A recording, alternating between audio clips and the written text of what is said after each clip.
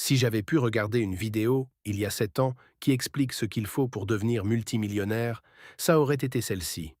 Il y a beaucoup de contenu vide sur Internet, mais voici mes conseils honnêtes sur ce qui m'a aidé à accumuler 10 millions de dollars à mon nom à l'âge de 21 ans. Et d'ailleurs, ce n'est pas de la valeur nette dont je parle, c'est de l'argent liquide, entre mes investissements et mes réserves en cash. Et aujourd'hui, je vais te partager les 7 habitudes les plus puissantes que j'ai adoptées. Et crois-moi, plusieurs d'entre elles vont probablement te choquer. La première habitude qui m'a rendu multimillionnaire à 21 ans, c'est la lecture. Je sais que ça peut paraître super cliché, mais reste avec moi, on va enchaîner avec des choses bien plus surprenantes. Honnêtement, s'il y a bien une chose à laquelle je peux attribuer ma réussite, c'est le fait qu'entre 2014 et 2017, j'ai lu un livre chaque semaine. Rien ne vaut les livres. À mes yeux, il n'existe aucun support aussi puissant sur Terre. Et peu importe qui tu es, tu dois lire. Et je m'en fiche du format. Certains préfèrent les livres audio. Perso, ça rentre par une oreille et ça sort direct par l'autre. Et je m'en fiche aussi d'où tu les obtiens. Je me rappelle qu'en 2016, je vloguais mes dimanches à Brixton Bookmongers à Londres, ma librairie préférée. Plutôt que de payer 15 livres chez Waterstones, je trouvais des livres d'occasion, à peine usés, pour 2 à 3 livres. Et si tu ne peux même pas te permettre ça, emprunte un livre à un ami ou va à la bibliothèque. L'une des choses les plus puissantes que j'ai découvertes à cette époque, c'est ce qu'on appelle l'esprit du débutant zen. Tout était nouveau pour moi, je n'avais aucun ego vis-à-vis de l'exécution de ce que j'apprenais. Un livre disait « médite », donc je méditais. Un livre disait « tiens un journal », je le faisais. Il disait « essaye telle astuce de développement personnel », je testais. Sans réfléchir, j'exécutais à l'aveugle. Aujourd'hui, malheureusement, mon ego me bloque parfois dans ma lecture. Je suis devenu plus sélectif, ce qui est bien aussi, car je choisis ce qui résonne avec moi. Mais à l'époque, c'était simple. Le livre disait de faire quelque chose, je le faisais. Et si tu choisis les bons livres, cette stratégie peut être extrêmement puissante. Donc, peu importe comment tu lis, quand tu démarres ton business ou ta carrière, tu dois lire des livres. C'est non négociable. Plus tard dans ton parcours, comme cette année par exemple, tu ne liras peut-être presque plus, car tu sauras exactement ce que tu dois faire. Tu seras dans une phase d'exécution, pas d'apprentissage. La deuxième habitude, c'est de se créer une routine d'apprentissage d'une compétence à haut revenu. Mon tout premier business, c'était de revendre des comptes Instagram. Grâce à ça, j'ai appris la croissance sur les réseaux sociaux et le copywriting. Tristan, tu peux afficher à l'écran un compte qui s'appelait Focus the Norm, un jeu de mots sur hashing the norm, car je ne pouvais pas utiliser le vrai mot. Si tu remontes au début du compte, jusqu'à environ 20 publications avant que le compte ne s'arrête, c'était moi qui écrivais tout. Ce compte, je l'ai finalement revendu. C'est comme ça que je suis entré dans le business de l'achat, revente de comptes, placement sponsorisé, etc. Ce business n'a duré que 9 mois, mais j'ai appris le copywriting. Et si tu te demandes pourquoi je suis un bon copywriter aujourd'hui, va voir ce compte en 2014. C'était moi, à 14 ans, qui écrivais ça. Ça rejoint la première habitude, la lecture. Je lisais des livres, j'enrichissais mon vocabulaire et je notais tous les nouveaux mots dans une bibliothèque lexicale sur Evernote. Ensuite, j'ai appris la vidéographie en 2016, ce qui m'a permis d'obtenir mon premier client en marketing digital. Mon agence, pendant les 18 premiers mois, était une agence créative. Depuis 3 ans, c'est une agence publicitaire, depuis notre pivot en 2018. Donc ces 3 compétences, copywriting, croissance sur les réseaux et création visuelle, photo, vidéo, ont donné naissance à mon agence. C'est comme ça qu'à 17 ans, je faisais 25 000 dollars par mois. J'ai juste connecté ces 3 compétences. Et même si tu ne sais pas encore comment une compétence t'aidera à l'avenir, apprends-la quand même. Si je pouvais revenir en arrière, j'aurais appris le code, c'est la compétence à haut revenu que j'aurais ajoutée. Quand j'avais 14 ans, ce compte Instagram me servait aussi d'exutoire. Je ne me sentais pas à ma place à l'école, et ce compte était un peu comme un journal intime, un moyen de me connecter à des gens qui me ressemblaient. Jamais je n'aurais cru que ça m'aiderait à diriger une agence publicitaire 7 ans plus tard. Tu ne peux jamais vraiment savoir comment une compétence va te servir dans le futur. Donc si tu commences tout juste dans ta carrière ou ton business, apprends ces compétences à haut revenu. Je te garantis qu'elles te serviront. D'ailleurs, en parlant de compétences à haut revenu, je te rappelle qu'il y a un lien en description vers mon groupe Facebook gratuit. On est très sélectif sur les admissions. C'est uniquement pour les propriétaires d'agences. Si c'est ton cas, tu pourras me retrouver en live tous les jeudis. D'ailleurs, jeudi dernier, c'est mon CMO, Danny, qui a pris le relais car j'étais très pris. On a même demandé à Luis, l'un de nos experts en performance marketing, d'écrire un rapport de 6 pages sur ce qu'on met en place dans notre agence pour contrer les mises à jour iOS. Et on l'a offert gratuitement dans le groupe Facebook. Donc si tu veux développer tes compétences et aiguiser ta lame en tant que propriétaire d'agence, le lien est en description. La troisième habitude qui m'a permis de devenir multimillionnaire à 21 ans, c'est de construire un état d'esprit d'abondance. Le problème, c'est que la plupart des gens n'ont pas préparé leur vase, c'est-à-dire eux-mêmes, pour accueillir les bénédictions qui pourraient arriver dans leur vie. Tu as peut-être le pied sur l'accélérateur, mais tu gardes aussi le frein enfoncé en même temps. Tu es ton propre ennemi. Et le pire, c'est que souvent, tu n'en as même pas conscience. Et c'est là que l'habitude numéro 1, la lecture, t'aide énormément. Parce que dans les films, dans la culture populaire, les riches sont présentés comme des gens mauvais, comme s'ils avaient écrasé les autres pour réussir. Parfois c'est vrai, mais pas toujours. J'ai aussi remarqué que ça dépend des industries. Et souvent, quand il s'agit d'argent hérité, il y a moins d'efforts derrière. Mais honnêtement, tous ceux que j'ai rencontrés qui ont bâti leur fortune eux-mêmes comprennent que l'argent est simplement un échange de valeurs. C'est ça, l'argent. Si tu es entrepreneur, si tu as une entreprise, tu proposes un produit ou un service. Et pour que ton entreprise réussisse, tu dois apporter de la valeur au marché. C'était juste une parenthèse pour dire que beaucoup de croyances qu'on te donne, à l'école, à la fac, ou même via tes amis, te conditionnent à penser que les riches sont mauvais, ou qu'ils ont dû sacrifier leurs valeurs pour y arriver. Mais ce n'est pas vrai. J'ai remarqué quelque chose chez les entrepreneurs qui se sont faits tout seuls. Et ça pourrait être quelque chose qui tourne en boucle dans ton esprit et qui te freine, mais de manière inconsciente. As-tu déjà remarqué comment certaines personnes travaillent tellement dur et pourtant, elles n'obtiennent pas de résultats? Et d'autres, on dirait presque que tout est facile pour elles.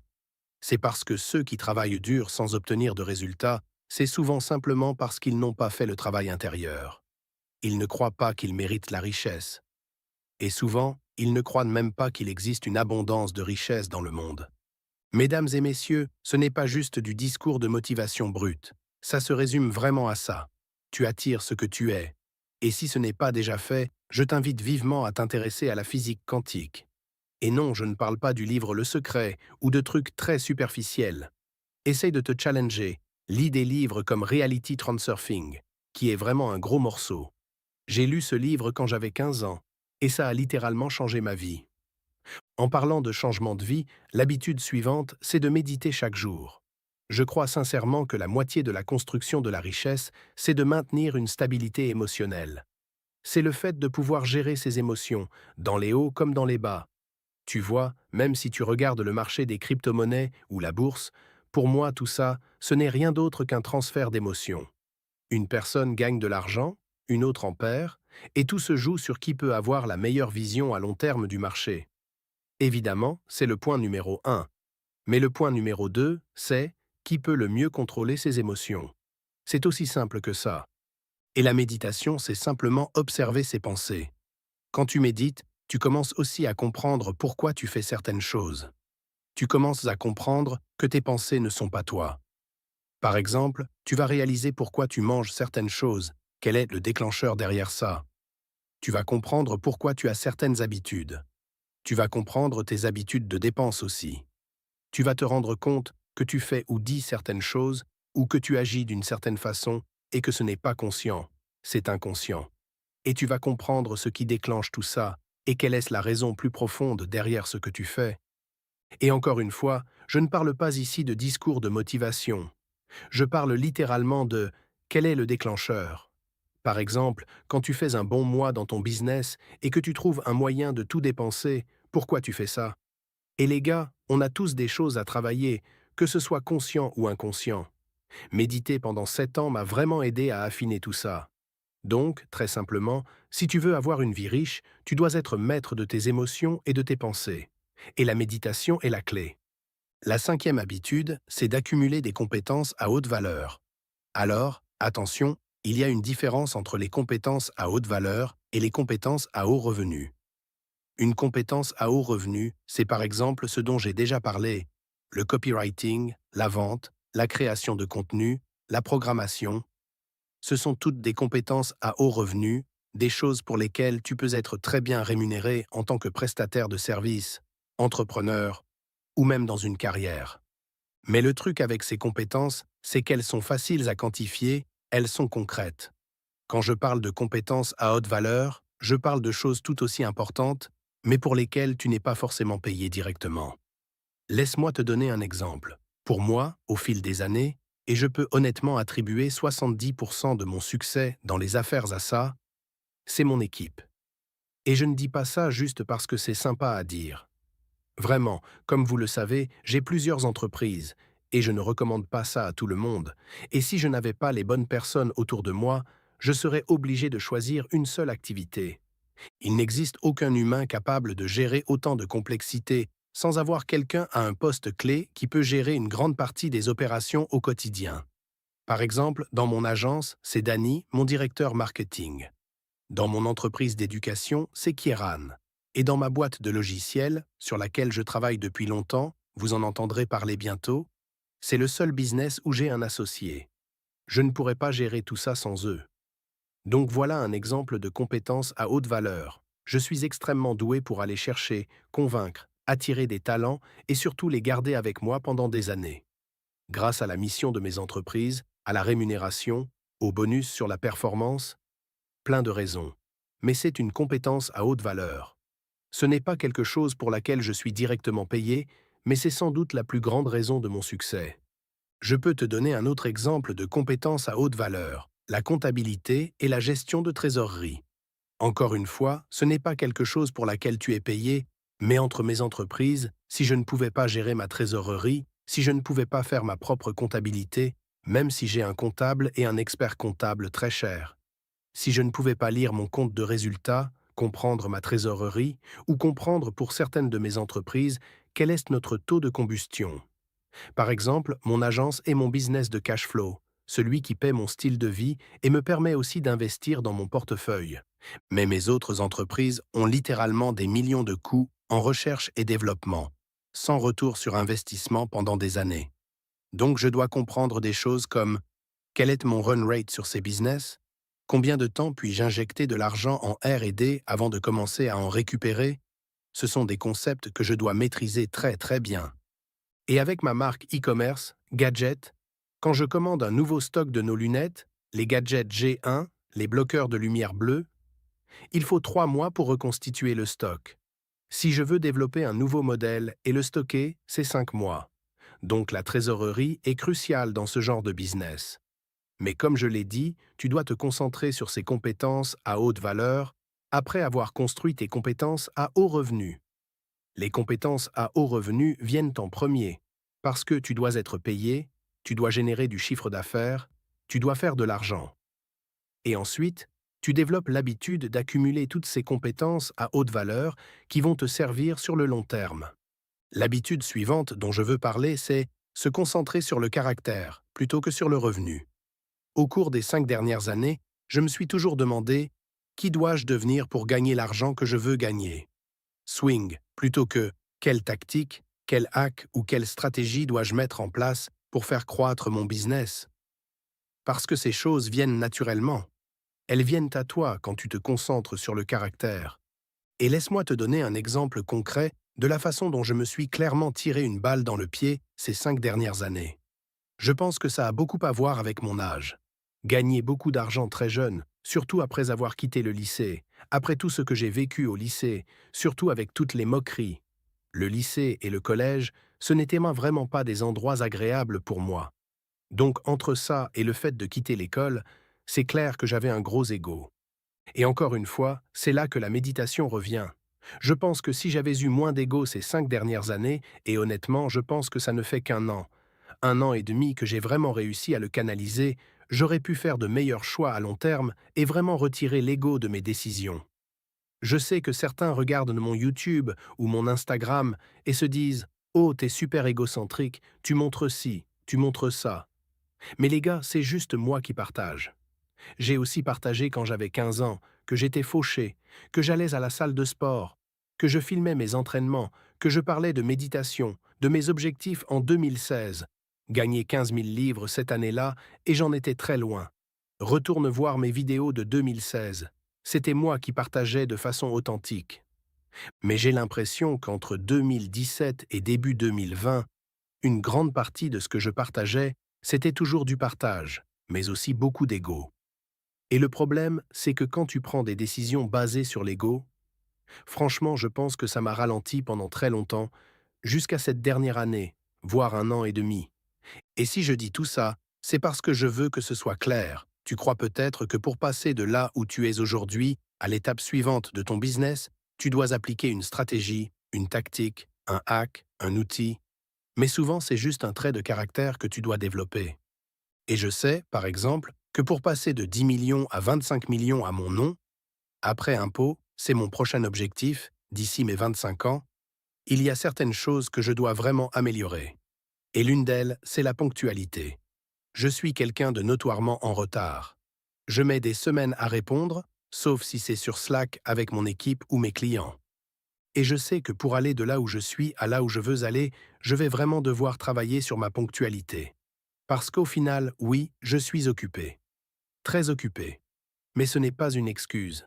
Quand tu n'es pas ponctuel, tu trahis une promesse que tu t'es faite à toi-même, en plus de celle faite à la personne que tu fais attendre.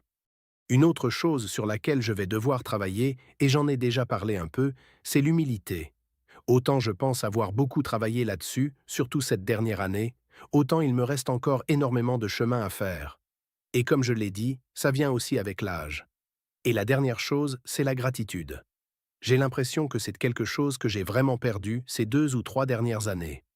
Parfois, les choses deviennent si fades que je deviens insensible à certaines d'entre elles. Mais la gratitude, si je veux atteindre le prochain niveau dans ma vie, c'est quelque chose sur lequel je vais devoir travailler. Donc, mesdames et messieurs, vous êtes peut-être en train de me regarder et de vous dire « Cette personne est quelques pas en avance par rapport à moi en ce moment ». Mais comme vous pouvez le voir, même à ma position actuelle, je regarde déjà vers l'objectif suivant. Et je ne me demande pas quelle tactique, stratégie ou astuce je dois utiliser. Parce que ça vient naturellement. Ce genre de choses, c'est généralement la partie facile. Quand tu travailles sur ton caractère et que tu travailles sur toi-même, ça représente 80% de l'équation. Parce qu'alors, tu es dans un bon état d'esprit. Et je trouve que les étoiles s'alignent naturellement.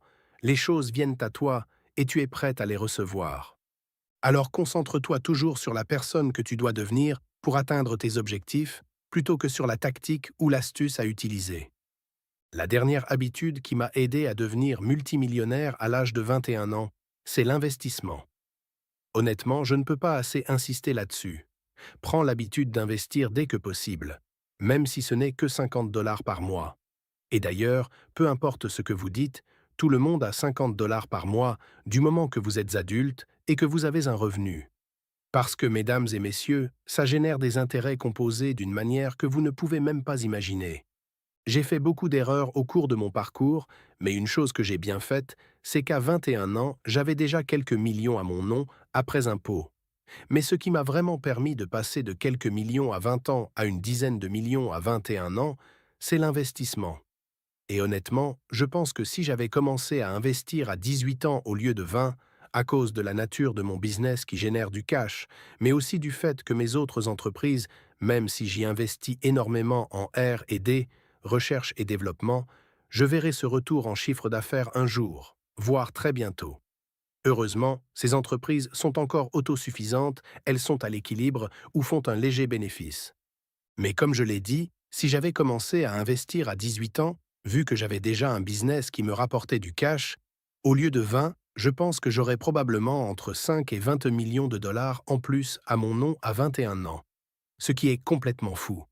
Et les amis, honnêtement, pour moi, l'investissement est le seul vrai revenu passif qui existe.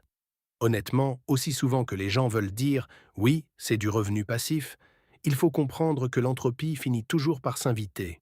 J'en ai moi-même fait l'expérience. Par exemple, les gens parlent sans cesse de l'affiliation comme revenu passif. Il existe des logiciels qui me paient 15 000 dollars par mois et j'ai vu en un an ces revenus passer de 15 000 à 8 000. Perso, je m'en fiche. Mais si c'était ma seule source de revenus, perdre la moitié en un an simplement parce que je n'ai pas parlé récemment de ce logiciel, ça ferait mal. Et pour moi, ce n'est pas un vrai revenu passif. Le vrai revenu passif, ce sont tes investissements. Voir ce portefeuille croître lentement et se composer, année après année. Un autre bel avantage de l'investissement, c'est que ça te permet de garder un certain contrôle sur ton style de vie. Parce que franchement, il n'y a pas eu de vraie différence dans mon style de vie quand mon agence est passée de 30 000 dollars à 100 000 dollars par mois. Tu arrives à un point où tu te dis « Oui, je peux encore scaler cette boîte. Mais concrètement, qu'est-ce que ça change pour moi ?» Et maintenant que, l'année dernière, je me suis mis sérieusement à l'investissement, je prends, selon les mois et la situation de mes entreprises, entre 50% et 70% de mes revenus que je mets dans mes investissements. Et pour moi, c'est excitant de voir mon portefeuille croître. Comme je l'ai dit, personnellement, le chiffre auquel je me dirais « Ok, là je peux prendre ma retraite, vivre une vie de luxe et littéralement dépenser 4, 5, peut-être 6 fois ce que je dépense aujourd'hui », ce serait si mon portefeuille d'investissement atteignait 25 millions à mes 25 ans. C'est mon prochain objectif. Donc toi, si tu peux commencer à planifier, je me souviens, j'avais 16 ans et j'ai lu Money, Master the Game. Mon objectif à l'époque, c'était d'avoir 2 millions de dollars.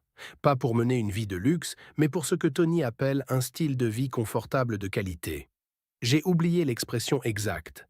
Et j'ai fait environ 5 fois cette somme à 21 ans. Donc pour toi, peut-être que ton chiffre, c'est simplement « je veux un portefeuille d'1 million ». Et voilà, ta vie est payée pour le reste de tes jours grâce à tes investissements. Et tout ce que tu gagnes via ton business, c'est pour vivre. Et c'est un peu la situation où je suis arrivé maintenant. Oui, j'ai mes entreprises et mes investissements. Ce n'est pas comme si je gardais le capital et que je retirais les intérêts pour vivre. Non, je sais juste combien mon portefeuille me rapporte chaque mois. Et maintenant, c'est devenu mon budget. Et en fait, j'ai appris à aimer faire un budget.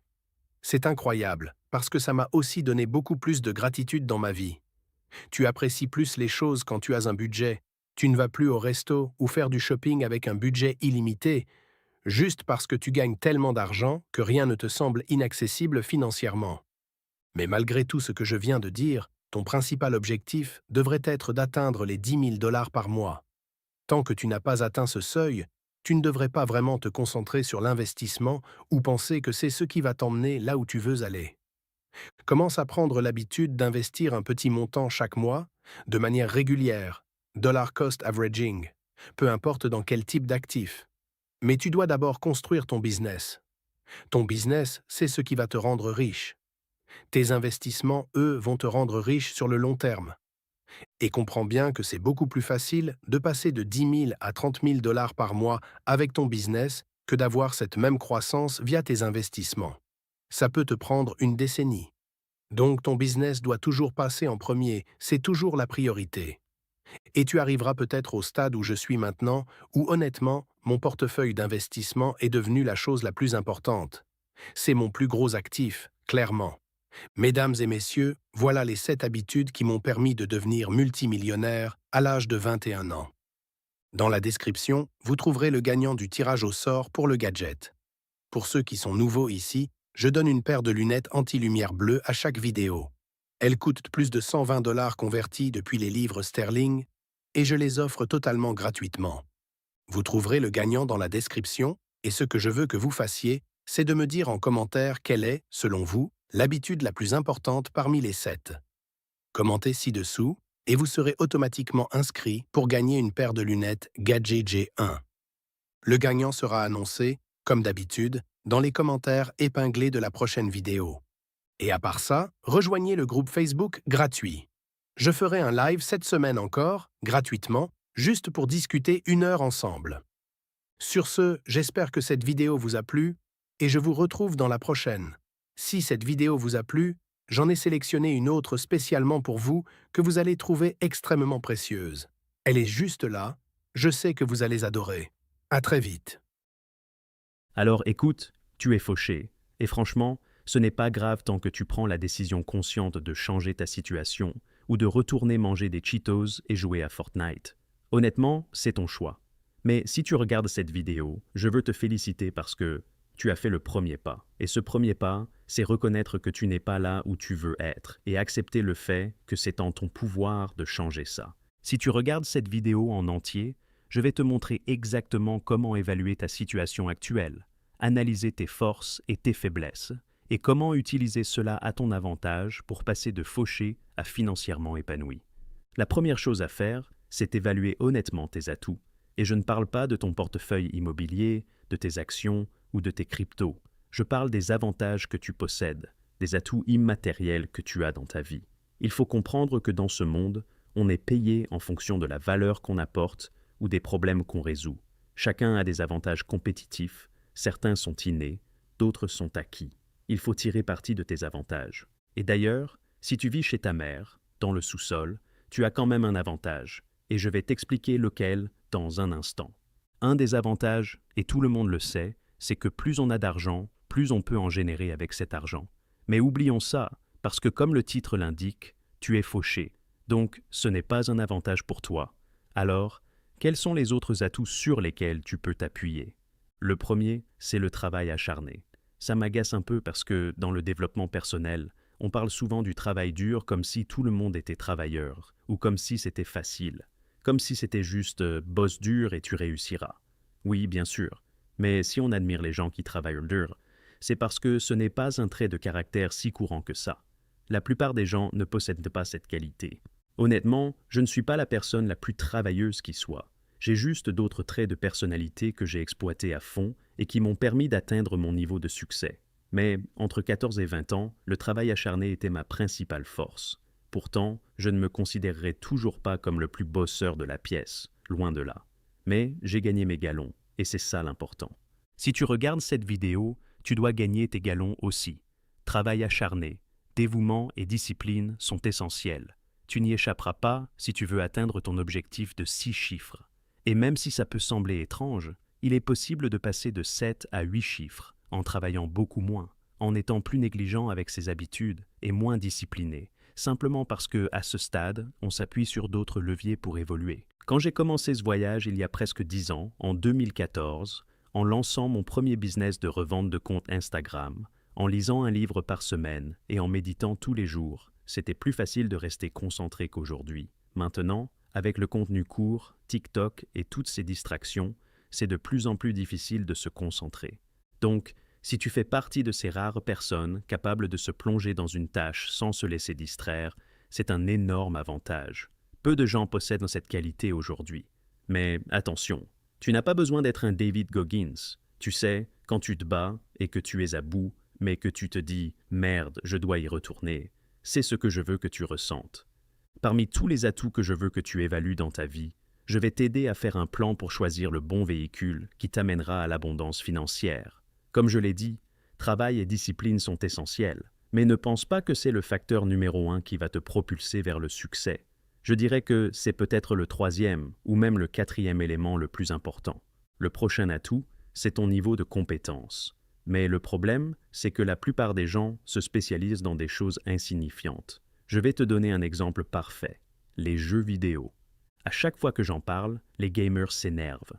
Mais tu comprends pas, ça m'aide à socialiser. Ou encore, il y a des gens qui gagnent des millions en jouant aux jeux vidéo. Et je leur réponds, oui, c'est vrai, mais ce n'est pas toi. Les gens qui gagnent des millions en jouant à des jeux vidéo ne sont pas ceux qui passent leur temps à défendre les jeux vidéo dans les commentaires YouTube. Donc, arrête de te concentrer sur des choses insignifiantes. Génial, tu as terminé Fortnite. Et après, ça a changé quoi dans ta vie? Rien. Ça ne contribue en rien à bâtir un avenir solide pour toi et ta famille. Attention, je ne dis pas qu'il ne faut pas avoir de loisirs. J'ai commencé le tennis récemment et je m'y entraîne plusieurs fois par semaine. Est-ce que je vais devenir joueur professionnel? Non. Mais j'ai mes business, mes compétences qui me rapportent beaucoup d'argent et à côté, j'ai un loisir. Et c'est pour ça que l'argument Elon Musk joue aux jeux vidéo ne tient pas. Il peut se le permettre, parce qu'il a déjà bâti son empire. Mais si tu es fauché, tu n'as pas ce luxe. Ne perds pas ton temps dans quelque chose qui ne te rapporte rien. L'atout le plus important que tu peux avoir dans ta vie, c'est ton niveau de compétence. Parce que peu importe ce qui t'arrive, si tu as des compétences solides, tu pourras toujours rebondir. Certaines compétences seront utiles toute ta vie, peu importe le secteur. La vente, le marketing, même Excel. Je connais des gens qui paient des fortunes pour des spécialistes d'Excel parce qu'ils ne savent pas s'en servir. Idem pour la comptabilité, le montage vidéo. Si tu maîtrises l'une de ces compétences, considère cela comme un atout précieux. À chaque fois que je me demande si j'ai besoin d'apprendre une nouvelle compétence, je me pose une seule question. Est-ce que cette compétence me sera encore utile dans 10 ou 20 ans, même si je change complètement d'industrie? Si la réponse est oui, alors je m'y intéresse toujours. L'autre atout important, c'est ton réseau. Mais il ne suffit pas d'avoir un réseau. Il faut un réseau qui te rapporte de l'argent. Beaucoup surestiment leur réseau. Ils me disent « j'ai un bon réseau ». Et quand on gratte un peu, on se rend compte que ce sont juste 3 potes du lycée, dont un bosse comme assistant junior, l'autre chez Goldman Sachs et un autre comme petit manager chez HSBC. Ton réseau, ce n'est pas juste les gens que tu connais, c'est les personnes que tu peux appeler à 3 heures du matin pour un service et qui répondront présents. Je discutais avec un ami récemment et son réseau est incroyable. Il connaît les plus gros restaurateurs, des rappeurs, des organisateurs de clubs. Son réseau est une véritable mine d'or.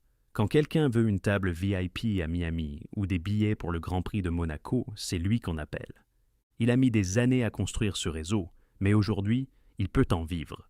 Il peut réellement monétiser à la demande, tandis que moi, par exemple, j'ai un réseau extrêmement puissant, mais mon réseau n'aide en rien ma société de logiciels, sous aucune forme ou manière. Mon réseau n'a pratiquement aucun lien avec ma fortune. Je l'ai construit parce que, à un certain stade de la vie, on aime être entouré de personnes de très très grande valeur. C'est très agréable de pouvoir demander des faveurs à tant de personnes. Et peu importe le pays où je vais, je bénéficie d'un traitement spécial grâce aux personnes que je connais et à mon réseau proche. Mais au final, cela ne me rapporte pas un centime de plus.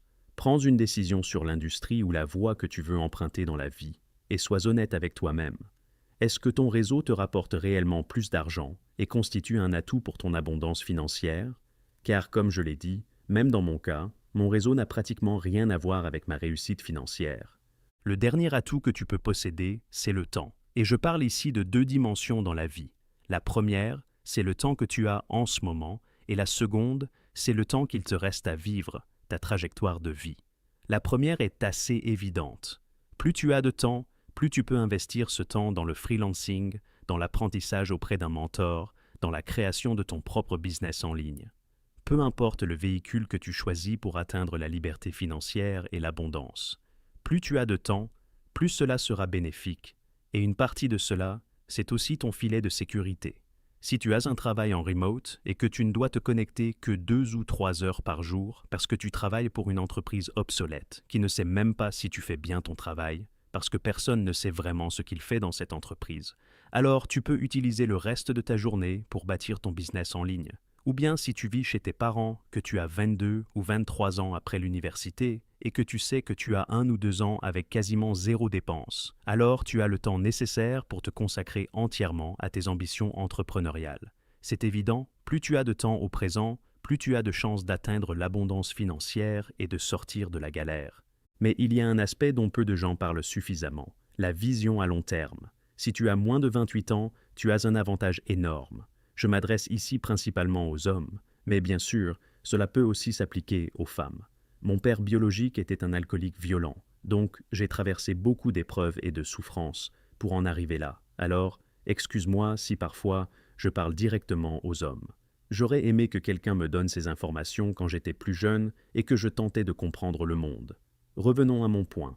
Les hommes atteignent leur apogée entre 32 et 38 ans. À 29 ans, une femme ressent une pression bien plus forte pour se marier et avoir des enfants. Ce n'est pas juste une pression sociale, c'est une réalité. Elle sait qu'à 34 ans, elle aura moins d'opportunités qu'à 29. En revanche, un homme à 34 ans est bien plus attractif qu'à 29, s'il travaille sur lui-même et avance jour après jour. C'est pour ça que je dis que si tu es fauché à 29 ans en tant qu'homme, ce n'est pas un drame. Pendant les 3 prochaines années, consacre-toi entièrement à devenir millionnaire, sans te soucier d'une relation ou de toute autre distraction. C'est l'avantage ultime. On sous-estime souvent ce qu'on peut accomplir sur plusieurs années. La plupart des gens ont des ambitions énormes sur 12 mois, mais ils échouent souvent. En revanche, ils ne réalisent pas au point ce qu'ils peuvent accomplir en 5 ou 10 ans. Si tu as 27 ou 29 ans en ce moment, ou même 22 ans comme moi, voire 19 ou 16 ans, sache que si tu regardes ce genre de contenu et que tu l'appliques, c'est quasiment certain que tu seras millionnaire dans les 5 prochaines années. Peut-être que ça prendra 7 ans, mais peu importe. Le temps est de loin le plus grand atout. C'est pourquoi ça me fait rire quand on me compare à d'autres entrepreneurs du business en ligne. Les gens avec qui on me compare ont la trentaine avancée, parfois 10 ans de plus que moi. Et honnêtement, ces comparaisons sont un peu absurdes. J'ai 22 ans, j'ai déjà gagné 30 millions de dollars. Je suis en excellente forme physique. J'ai beaucoup voyagé. J'ai traversé énormément de souffrances et d'épreuves qui ont forgé mon caractère. J'ai des entreprises qui génèrent plus de 10 millions par an, un réseau incroyable. Je ne dis pas ça pour me vanter, mais pour souligner une chose. Parmi tout ce que j'ai, mon plus grand avantage est le temps. Si on me donnait le choix entre garder tout ce que j'ai maintenant en ayant 40 ans ou repartir à 22 ans sans aucun de mes accomplissements, je choisirais de repartir à 22 ans sans hésiter. Si tu me regardes en ce moment, retiens bien ça. Le temps est ton plus grand atout. C'est un phénomène incroyable. La plupart des personnes que tu admires aujourd'hui étaient encore fauchées à 30 ans. Écoute bien ça. La majorité des entrepreneurs à succès étaient ruinés à 30 ans. Et toi, à 25 ans, tu es en train de te dire que tu n'arriveras jamais à leur niveau, alors que tu as encore le temps. Si tu sais exploiter ton temps à ton avantage, tu peux accomplir tout ce que tu veux. Maintenant qu'on a passé en revue les 4 atouts que tu peux posséder, le travail acharné, tes compétences actuelles, ton réseau et surtout le temps, tu peux les noter et te poser la question, dans quel domaine de ma vie ai-je un avantage? Une fois que tu as identifié ça, tu peux choisir ta prochaine étape. Et voici 3 options qui s'offrent à toi. La première, c'est de lancer un business en ligne. Je ne vais pas trop développer ce point ici, car j'ai déjà fait une vidéo cette année où j'analyse les 6 ou 7 modèles de business en ligne les plus courants. Mais c'est selon moi la meilleure option, car elle permet d'utiliser l'effet de levier. La meilleure partie de tout cela, c'est que si tu mets en place les bons systèmes et processus, tu peux en réalité tirer parti des ressources ou du temps des autres, en fonction du modèle économique que tu choisis. Tu peux aussi être payé en utilisant un concept appelé l'arbitrage, qui est fondamentalement ce que font Uber, Airbnb et toutes ces entreprises, mais à une plus grande échelle. Je mettrai le lien de cette vidéo ci-dessous. Maintenant, la prochaine option est d'utiliser tes compétences existantes pour générer un bon revenu.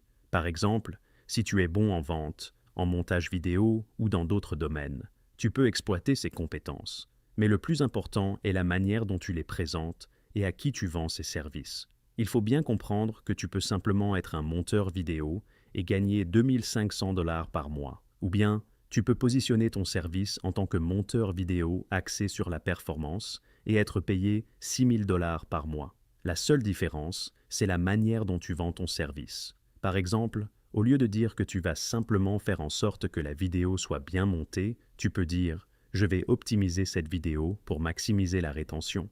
La rétention est l'élément le plus important. Lorsque tu parles à ton client, tu peux lui dire « Sur les 10 000 personnes qui regardent ta vidéo avec mon montage, tu auras 3500 personnes qui iront jusqu'à la fin, alors que d'autres monteurs n'arrivent qu'à garder 1200 spectateurs jusqu'au bout. J'apporte donc 3 fois plus de résultats, ce qui justifie le fait que je facture 2 fois plus. » Le point clé, ce n'est pas juste d'avoir une compétence, mais aussi de savoir comment la présenter et la vendre à la bonne personne, organisation ou entreprise. Si tu arrives à démontrer clairement le retour sur investissement que ton travail apporte, les entreprises seront prêtes à payer. Dans ma propre entreprise, j'ai des employés qui gagnent entre 18 000 et 20 000 $ par mois, et je ne parle même pas des postes de direction comme mon CEO ou mon CMO qui, dans certaines de mes entreprises, gagnent plus de 50 000 $ par mois entre leur salaire de base et leur prime de performance. Je parle juste des employés classiques, et certains d'entre eux gagnent presque $250 000 par an grâce à leur performance et à leurs compétences. Ils savent quantifier la valeur financière qu'ils apportent à l'entreprise. Donc, pour toute personne qui possède déjà une compétence, c'est clairement la meilleure option pour commencer. Prends ta compétence, trouve la meilleure façon de la packager et de la vendre, et ne ressens aucune honte à travailler pour une entreprise tant que la rémunération est bonne et que tu as la possibilité d'évoluer et d'améliorer ton potentiel de gain. La dernière option, c'est de devenir apprenti ou stagiaire non rémunéré dans une entreprise. C'est un point très important, car je vois des gens faire cette erreur tout le temps. Ne pense pas que simplement parce que tu as du temps libre, tu es automatiquement utile à une entreprise. Je vais le redire, tu peux te présenter à une entreprise et dire « Je vais travailler pour toi gratuitement », mais que doit faire l'employeur? Il doit maintenant passer du temps ou assigner des ressources pour te former pendant 40 heures. Cela signifie que tu coûtes plus cher à l'entreprise que ce que tu ne lui rapportes. Je vois ça tout le temps, notamment sur Instagram où je reçois littéralement des centaines de messages par jour. Parmi eux, il y en a au moins 50 qui me disent « Je suis prêt à traverser le monde, à tout abandonner, à travailler gratuitement pour toi. » Et ma réponse est toujours la même. « Ok, mais qu'est-ce que tu sais faire? As-tu des preuves de ton travail? Quelle est la qualité de ton travail? » Si ces gens étaient intelligents, ils diraient plutôt « Je vais travailler pour toi gratuitement pendant 3 mois pour te prouver ma valeur. Ensuite, voici combien j'aimerais être payé. Voici la qualité de mon travail. Et si, au bout de ces 90 jours, tu estimes que mon travail n'est pas à la hauteur et que tu ne veux pas m'embaucher, alors aucun souci. J'aurai acquis de l'expérience, tu auras eu du travail gratuit, et on se serrera la main et on passera à autre chose. C'est la bonne façon de trouver un apprentissage ou un stage non rémunéré. Je préfère être celui qui te dit la vérité, même si elle est dure, plutôt que de te laisser faire des erreurs encore et encore en essayant de contacter des entreprises, des influenceurs ou des entrepreneurs d'une mauvaise manière. Et si tu as entre 15 et 20 ans et que tu n'as pas encore trop de responsabilités financières, il n'y a absolument rien de mal à travailler gratuitement dans une entreprise pour acquérir de l'expérience, apprendre les rouages d'une industrie et bâtir ton expertise. Alors, mesdames et messieurs, si je te parle de cette façon, c'est parce que je tiens à toi. Je sais que je peux être un peu dur parfois.